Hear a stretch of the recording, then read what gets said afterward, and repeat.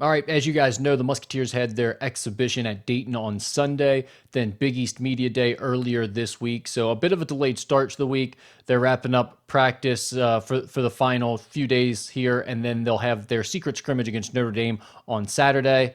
Another full week of practice leading up to their first game the following Monday on November 4th. So that's where we're at in terms of the schedule. And as I was at practice on Thursday, I kind of realized that now they're breaking down stuff from film on the Dayton exhibition. They're working on that and making adjustments to that. And they're getting into game prep for their first game on the 4th. And so they're getting into things that really we can't talk about. And we're pretty much done with the daily reports part of the preseason practices. But I did want to take all of the knowledge that I've gained from watching practices and, of course, the first exhibition game that we saw against Dayton to give you guys three bold predictions ahead of the 2024-25 Xavier basketball season.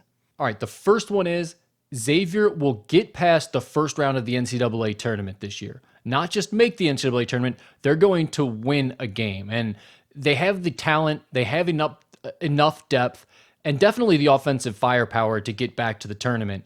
But I think the big thing for them is that experience that they have on this roster. That's what's going to get them a win. When we talk about the transfer portal, the NIL era, everything that's going on in today's college basketball landscape, one thing that I think gets overlooked is how important the experience and obviously chemistry if you have guys that have been together for a while, but beyond that, just the experience, guys that have been in big moments before, guys that have played winning basketball before, how important that will be in the postseason. And I think Xavier has that this year. When you look at guys like Zach Freemantle and Jerome Hunter, who are on their way back, playing for the first time in a long time, but they've been around this program for a while now. They've played in meaningful games for Xavier. That's going to be a nice boost. Davion McKnight may have not played in meaningful games for the Musketeers before because last year wasn't so good, but he now has experience within the system, and he's certainly been around college basketball for multiple years now. And then guys like Ryan Conwell, who had a great year last year at Indiana State with a winning program and experienced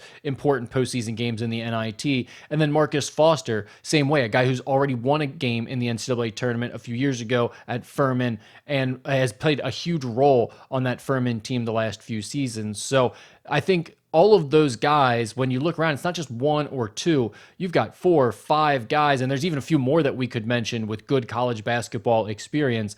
That's really going to matter for this Xavier team, especially when they get to the postseason. Second is Dante Maddox Jr. Despite coming off the bench, I think he's going to be among the Musketeers' top 3 scorers. Now, I say coming off the bench because in the Dayton exhibition, that's what happened. He came off the bench, was one of the first substitutions, and I really like that role for Dante Maddox because I like having firepower on the offensive end coming off the bench. I like that microwave scoring ability that he possesses coming off the bench, and he showed that in the Dayton exhibition. As soon as he got in there, he was making plays, knocking down shots. He had the steal and the dunk in the first half for the Musketeers, so I thought he really brought some energy. And that's been a consistent theme of his throughout preseason practices. He's aggressive and looking for his shot. And when you break down his offensive game, the things that he can do, he's really difficult to stop in transition. He can beat his man off the bounce within Xavier's offense in the half court. He shoots the three-point shot with efficiency. And even if you get into late shot clock situations or end of half situations, or just you're having a difficult time getting the lid off of the basket, he's the type of guy that can create his own look and get the offense going just by himself. And you need a guy like that at times. And he won't always be Xavier's first option, but he can provide that type of confidence and scoring ability on the offensive end at times. And I think that's going to be important for the team. Also, I think because the scoring on this team is going to be spread around, it's going to be different guys on different nights.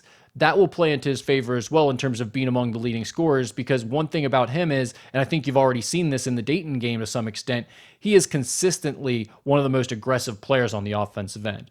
Whereas some of those other guys, it might be their night one game and then the next game they fade a little bit or they aren't as aggressive. I think Dante is consistently going to be looking for his shot and looking to make an impact on that end of the floor. So that's a big reason why I'd have him among the top 3 leading scorers, along with Zach Freemantle and Ryan Conwell, in my opinion.